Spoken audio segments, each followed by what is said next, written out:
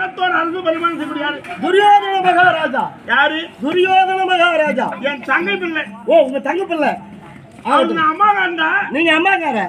அடே அடே சொல்றா. பெரியவங்க சொல்லுவாங்க தெரியுமா? என்னங்க? மாமா இல்லாத மலை ஏற முடியாது. ஆமாங்க. யாரு? மாமா இல்லைன்னா மலை ஏற முடியாதாங்க.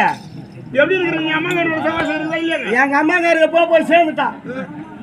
எப்போதுமே சேர்த்த மாதிரி நானு ஆத்துல எப்போ பச்சை ஆத்துல ஆத்துல